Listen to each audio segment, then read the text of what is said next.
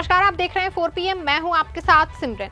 महाराष्ट्र में जारी राजनीतिक घमासान के बीच आखिरकार देवेंद्र फडणवीस ने गुरुवार को महाराष्ट्र के मुख्यमंत्री पद की शपथ ले ली। पिछली गठबंधन सरकार में देवेंद्र फडणवीस उप मुख्यमंत्री थे। आपको बता दें कि महाराष्ट्र विधानसभा चुनाव में महायुति की जीत में बीजेपी की सबसे बड़ी भूमिका होने के बावजूद पिछले कुछ दिनों से ये चर्चा चल रही थी कि फडणवीस महाराष्ट्र के सीएम बनेंगे या शिवसेना के शिंदे गुट के नेता एकनाथ शिंदे। लेकिन अब फडणवीस के सीएम और एकनाथ शिंदे और अजित पवार के डिप्टी सीएम बनने से ये बहस खत्म हो गई है। देवेंद्र फडणवीस तीसरी बार महाराष्ट्र के मुख्यमंत्री बने हैं, लेकिन उनके सामने चुनौतियां भी कम नहीं हैं। मुख्यमंत्री पद पर आसीन होने के बाद से उनकी परेशानियां और बढ़ गई हैं। महाराष्ट्र सीएम पद आसान नहीं है। फडणवीस की राह कांटों भरी है और अब उनको तमाम चुनौतियों का सामना करना पड़ेगा। वहीं अपनों की बगावत का भी सामना करना पड़ेगा। बता दें कि जिस तरह से एकनाथ शिंदे दूरी बनाए हुए हैं, उसको लेकर के ऐसा लगता है कि महायुति में सब कुछ ठीक नहीं चल रहा है। बता दें कि एकनाथ शिंदे ने राजनीतिक दबाव में आकर डिप्टी सीएम पद की शपथ तो ले ली है, लेकिन पूरी तरह से वो साथ नहीं है। उनके मन में कहीं ना कहीं अलगाव की स्थिति को देखा जा सकता है। इसका अंदाजा आप इस बात से लगा सकते हैं कि उनकी कुर्सी देवेंद्र फडणवीस के बगल में लगी थी, लेकिन वो वहां पर नहीं बैठे और पीछे जाकर बैठे। वहीं जब शपथ लेने के लिए उठे तो पूरा पंडाल तालियों और नारों से गूंज उठा। वहीं उतनी तालियां और नारे ना ही पीएम मोदी के मंच पर आने पर लगे और ना ही देवेंद्र फडणवीस और अजित पवार के शपथ लेने पर लगे थे। तो इस बात से भी अंदाजा लगाया जा सकता है कि शिंदे को लेकर नेताओं और विधायकों के साथ आम जनता में कितना क्रेज है। वहीं अब जब सारी अटकलों पर विराम लग गया है और सीएम पद का शपथ ग्रहण जो है हो गया है, लेकिन साथियों के बीच मतभेद बना हुआ है। वहीं एकनाथ शिंदे को अगर मनचाहा विभाग और मंत्री पद नहीं मिलता है तो आने वाले कुछ समय में महाराष्ट्र की राजनीति में कुछ अलग ही माहौल देखने को मिलेगा। बता दें कि देवेंद्र फडणवीस को मुख्यमंत्री पद पर आसीन होते ही कई मुद्दों पर जूझना पड़ सकता है। बता दें कि मुख्यमंत्री के तौर पर देवेंद्र फडणवीस का पहला कार्यकाल अच्छा माना जाता है। 2014 में जब वो पहली बार मुख्यमंत्री बने थे तो राज्य में प्रशासन चलाने का उन्हें कोई अनुभव नहीं था, लेकिन उन्होंने इस कार्यकाल में कई अहम फैसले लिए।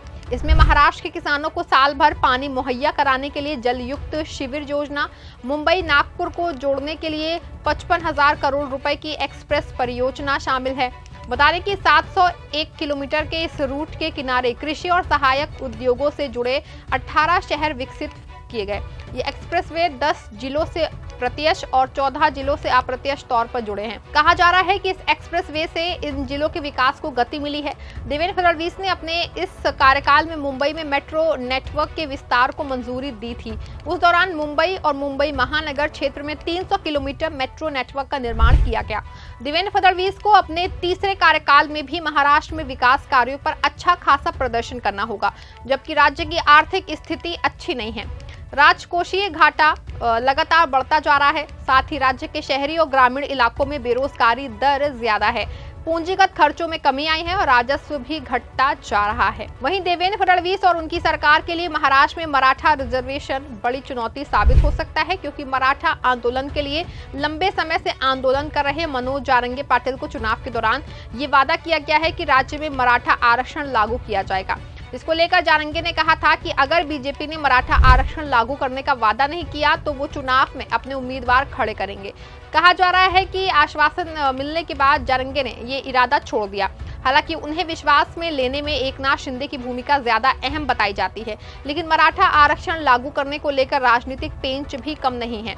बता दें कि मराठा आरक्षण के मुद्दे पर ओबीसी समुदाय में असंतोष दिख रहा है। ओबीसी समुदाय के लोगों को लग रहा है कि उनके आरक्षण का हिस्सा काटकर मराठों को दे दिया जाएगा। वहीं फडणवीस के सामने दोनों समुदायों की मांगों के बीच जो है संतुलन बिठाना एक बड़ी चुनौती होगी। हालांकि विशेषज्ञों का मानना है कि रिजर्वेशन का मुद्दा देवेंद्र फडणवीस को परेशान नहीं करेगा। महाराष्ट्र में बीजेपी, शिवसेना और एनसीपी के गठबंधन महायुति को चुनाव जिताने में लाडली बहन योजना की बड़ी भूमिका मानी जा रही है। इस योजना के तहत 21 से 65 साल की उम्र की उन महिलाओं को हर महीने 1500 रुपए दिए जा रहे हैं जिनकी पारिवारिक सालाना आय जो है 2.5 लाख रुपए से कम है। योजना के तहत मिलने वाली रकम को बढ़ाकर 2100 रुपए करने का वादा किया गया है, लेकिन पिछले कुछ समय से महाराष्ट्र की वित्तीय सेहत कमजोर हुई है। राज्य से एफडीआई बाहर गया है, कुछ परियोजनाएं गुजरात शिफ्ट हो गई हैं और राजस्व कम हो गया है। राज्य में किसानों की आय घटी है, उसमें असंतोष दिखा है। लिहाजा ये देखना दिलचस्प होगा कि फडणवीस सरकार कल्याणकारी स्कीमों और राज्य के वित्तीय अनुशासन में कितना संतुलन बिठा पाती है। महाराष्ट्र में सरकार का कर्जा बढ़ के 7,82,000 करोड़ रुपए हो गया है। महायुति सरकार की लोक कल्याणकारी स्कीमों की वजह से इस पर 90,000 करोड़ रुपए का अतिरिक्त बोझ आएगा। वहीं राज्य के कई जातियों के लिए चलाई जाने वाली स्कीमों और किसानों का कर्ज माफी का खर्चा 2 लाख करोड़ रुपए का पहुंच सकता है।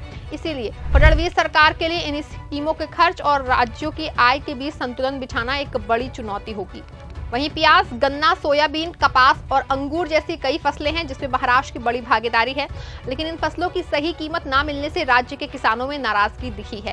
प्याज निर्यात पर पाबंदी की वजह से लोकसभा चुनाव में बीजेपी को काफी नुकसान उठाना पड़ा।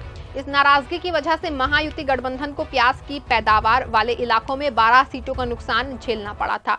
सोयाबीन और कपास किसानों का कहना था कि उनकी फसलों को सही दाम नहीं मिल रहे हैं।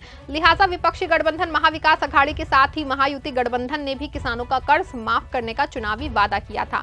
किसानों को संतुष्ट रखना फडणवीस सरकार के लिए एक बड़ा चैलेंज होगा। बता दें कि किसानों से किए गए वादे पूरा करना सरकार के लिए सबसे बड़ी चुनौती है। अगर किसानों से किए गए वादे नहीं पूरे किए जाते हैं तो आने वाले समय में बीजेपी की राह और मुश्किल हो जाएगी। महाराष्ट्र की सत्ता में आने के लिए बीजेपी ने चुनाव से पहले जिन रेवड़ियों को जनता के बीच में बांटने का काम किया है, जिसको लगातार चलाना भी एक बड़ी चुनौती है, क्योंकि राज्य पर पहले से ही कर्जा है और इन स्कीमों को पूरा करने में सरकार का राजकोषीय घाटा और बढ़ता रहेगा और जनता कर्ज में डूबती चली जाएगी। महंगाई, बेरोजगारी लगातार बढ़ती ही जाएगी। विधानसभा चुनाव में हार के बाद शिवसेना के उद्धव ठाकरे ने अपना पूरा ध्यान बृहन-मुंबई महानगर पालिका चुनाव पर केंद्रित किया है। बीएमसी देश की सबसे धनी महानगर पालिका है और इसका बजट देश के कई छोटे राज्यों के बजट से भी ज्यादा है। महानगर पालिका पर लंबे समय तक शिवसेना का कब्जा रहा है, इसीलिए बीजेपी के सामने इस बार बीएमसी चुनाव में उद्धव ठाकरे गुट को हराना एक बड़ा चैलेंज होगा। बता दें कि 2017 के महानगर पालिका चुनाव में शिवसेना सबसे बड़ी पार्टी बनकर उभरी थी। इसके बाद सबसे ज्यादा सीटें बीजेपी की थीं। वहीं अपने तीसरे कार्यकाल में फडणवीस के सामने बड़ी राजनीतिक चुनौतियां भी होंगी। एकनाथ शिंदे को सीएम न बनाए जाने से शिवसेना शिंदे गुट में असंतोष के संकेत दिखे हैं, इसीलिए देवेंद्र फडणवीस को शिंदे गुट के साथ काफी तालमेल बिठाकर काम करना होगा। दूसरी ओर महत्वाकांक्षी समझे जाने वाले अजित पवार के साथ भी उन्हें संतुलन बनाए रखना होगा। चुनाव में हार का सामना करने के बाद महाविकास अघाड़ी में शामिल कांग्रेस, एनसीपी और शिवसेना भी आक्रामक रुख इख्तियार करेंगे। महाराष्ट्र की कांटों भरी राह पर देवेंद्र फडणवीस कैसे सफर करते हैं और सरकार और जनता के बीच कैसे संतुलन बनाकर रखते हैं, बेरोजगारी, महंगाई को दूर करने के लिए कौन से ठोस उपाय करते हैं, या एक बार फिर सभी वादे चुनावी जुमलों में तब्दील हो जाते हैं, ये तो खैर आने वाले वक्त में पता चल पाएगा। इस खबर फिलहाल बस इतना ही। आप ऐसी तमाम राजनीतिक खबरों के लिए बने रहें, जुड़े रहें 4PM के साथ। धन्यवाद।